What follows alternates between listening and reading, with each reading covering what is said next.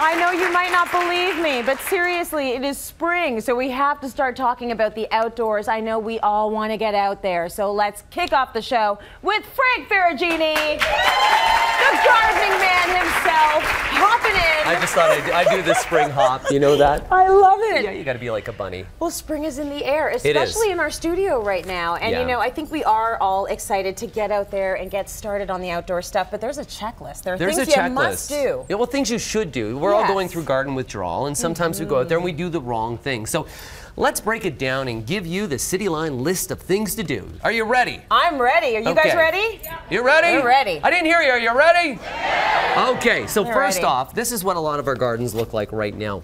In the dead of winter, a lot of the annuals have died back, and we got a lot of dead foliage. So the first thing that you want to do is open up a good old leaf bag. I'm going to get you to open that up. Sure. And we're going to want to really clean up those garden areas. Get rid of any of spent flowers and any of that, because that's going to really reduce disease. So we get rid of all that. You can see that we have some wonderful perennials already starting to pop out. Right. That's the sedum that are there. We're going to get rid of this ornamental cabbage that we have on the far side. Make sure it doesn't go in your glass of water. That'd be terrible for you. At least it's cabbage. It tastes good. The cabbage tastes good. But over here as well is I have a dormant spray kit. Okay. So for any fruit trees that you have at home right now, deciduous, those are the ones that get leaves, and those are the ones that the leaves fall as well. A dormant spray kit, when applying this, will rid any overwintering disease and or insects. Okay, so we're cutting and cleaning. That's cutting check and number cleaning, one. Yes. Yeah, and then at the same time, by cleaning, by spraying this, we're making sure that we're starting off all our plants clean.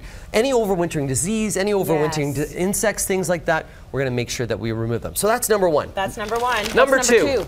It's all about a good foundation. You're only as good as the soil that you've been grown in. You know that? I like to think really is. That's right. So right now it's about amending and improving the soil that you have. So if you do have poor soil, if you have sandy soil, if you have clay-based soil, with clay-based I always suggest to build a raised bed. Here's a good organic ultimate mix from Pro Mix. This one here has mycorrhizae in it. Mycorrhizae, a little description right there with mycorrhizae, is the microbes. And those microbes will really help the root systems and reduce the amount of fertilizer that you use. Now the soil you use, does that depend on where you live, what the climate is in your area? Good question, but it depends on the soil that you have. So let's say that we have sandy soil. Okay. Sandy soil is full drainage, so you put water into sand, it goes out. So we need to make sure that we have more moisture retention. So we're going to put more loam, more topsoil into that. Let's say that we have clay soil. Doesn't matter. People will tell you there's clay breakers. They'll tell you that you can do this and that. No, you either have to dig clay out or build on top of it. Clay is too much compaction, so it's really the soil type that you have. You amend to fix that, but at a minimum, a bunch of bags of moo poo down. Yeah. Yeah, and that'll do a trick. Okay. Next up, it's all about your lawn in the spring, and it's about greening up. So we have grass seed that's here, and we also have some lawn fertilizer. I really want to stress that grass seed must go down when temperatures are around 15 degrees, the soil temperature. Don't put it down too early, else it won't germinate.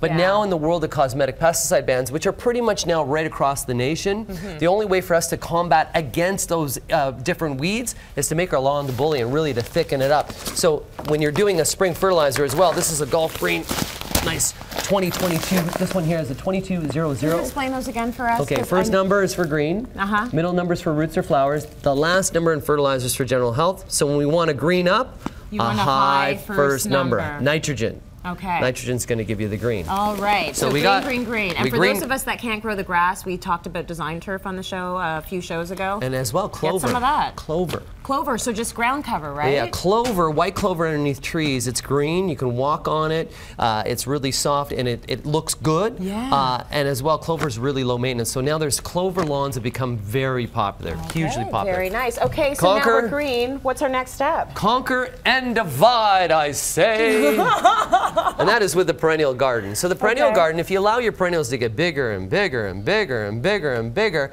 all of a sudden they're going to become a little bit invasive. Spring is a time that we can divide many perennials, and with that we can create additional stock. So we can give that to other friends or divide them. This one right here, the beautiful root mass, I'm going to make a mess here, but that's okay. Yeah, our production staff loves that. I know, they love it, right? You just go right ahead. We're just going to pop this out, but we can see the root. I'm going to give you that beautiful pot. See the beautiful root? I can make this into 4 different sections just with a sharp knife. And a lot of the times people out there are really fearful of dividing. You want to divide anything that's going to be later summer, blooming in spring. Okay. Don't be fearful. You can be really tough and mean to plants. Yeah, you can, especially the ones that are so hardy that, as you mentioned, they're growing out of control, right? Yeah. Give it to all your friends. Yeah, and then your garden becomes an incorporation of friendship that's out there. There you go, and that's then what finally, it's all about. the right plant for the right place. So right now you're going out and you're saying, so oh, beautiful. it's such a beautiful hydrangea. Gorgeous. It's so good. It's the wrong hydrangea for your garden. Dear. Okay. It is the wrong one. So you can see this hydrangea. How do you know? Why is that the wrong one? This is a potted hydrangea for indoors. It's a macrophilia. This one will not come back and give you bloom. If you pot it in the garden outdoors, all it's going to do is give you a leaf.